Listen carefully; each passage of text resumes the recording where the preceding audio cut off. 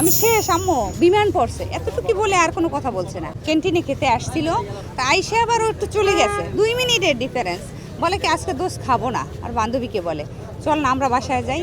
এটা বলতে গিয়ে হয়তো 10 হাত দূরে চলে আসছে, এর ভিতরে পিছনে তাকাই দেখে যে ওর সমস্ত শরীর কেঁপে উঠছে আওয়াজ শুনে। পরে তাকাই দেখে যে শুধু আগুন আর আগুন, ওর ধুমায় ওর দম বন্ধ হয়ে আসছে। পরে ও দৌড় দিয়ে এসে কার ফোন দিয়ে জানি 1:20-এর দিকে আমাকে একটা ফোন দিছে যে আম্মু আমি শেষ, মানে আমি শেষ আম্মু বিমান পড়ছে এতটুকু বলে আর কোনো কথা বলছে না। পরে যখন আমরা পাগলের মতো হয়ে গেছি যে ওরে কিভাবে পাবো, ওই নাম্বারটা আমরা 100 বার ট্রাই করছি, কিন্তু ওই নাম্বারে আর সে ধরছে না। যখন বিমানটা ক্র্যাশ করে 1 মিনিটের ভিতরে আমাদের কাছে নিউজ আসছে আমার মেয়ে ছিল 50 ফিট দূরত্ব, আমার 50 ফিট দূরত্ব ছিল। তা মেয়ের সাথে সাথে ফোন দিয়ে বলতেছে যে আম্মু সব শেষ সব শেষ, বাচ্চাগুলোকে আর বাঁচানো যাচ্ছে না। এরপরে আমার মেয়ের ফোনটা বন্ধ পরে তো আমাদের বাসায় আমরা সবাই অস্থির যে ফোনটা বন্ধ, তাহলে কী অবস্থা। পরে আধা ঘন্টা পরে আমার মেয়ে ব্যাক করে বলে যে না আমি সুস্থ আছি, একটু আগুনের ধাপ আসছে আমার গায়ে, বাট আমি ইনজুর হই নাই, বাট সাথে বাচ্চাগুলোর অবস্থা শেষ, তাদের আর বাঁচানো যাচ্ছে না। এই অবস্থা বলার পর তো আমি এখানে আমি আসে ওই একই সিনারি দেখছি, এবং এখানে দেখি যে এখানে তো আর আমরা ওইভাবে অ্যাভেলেবেল ঢুকতে পারি নাই।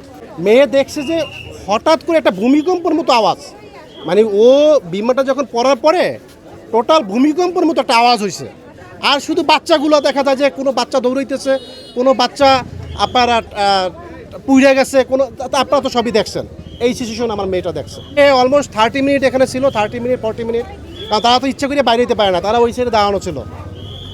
এবং আমার মেয়েটা 2 মিনিটের জন্য আল্লাহ ওকে বাঁচাইছে, কারণ ওই 2 মিনিটে ওখানে যাওয়ার কথা ছিল, তারপর হঠাৎ করে সে তার ডেট চেঞ্জ করছে, না আমি ওখানে যাবো না, আমি বাসায় চলে যাবো, আমার শরীরটা খারাপ লাগতেছে। এর ভিতরেই তো অ্যাক্সিডেন্টটা হয়েছে। আমার ফ্রেন্ডের 2টা বাচ্চা অলরেডি মারা গেছে, আমার ফ্রেন্ডের 2 ভাই বোন, ঠিক আছে। এটা খুব ভেরি ব্যাড সিচুয়েশন। আর আমার বাসায় তো খাওয়া দাওয়া সব বন্ধ, আমরা সবাই কান্নাকাটি করতেছি, কারণ এই সিচুয়েশন আমরা নিতে পারতেছি না। আর একটা ব্যাপার হচ্ছে এই ক্লাসে আমার ছেলেটাকে এবার ভর্তি করার কথা ছিল, যে আমার মেয়ে ওখান থেকে এখানে আসা আমার জন্য ডিফিকাল্ট।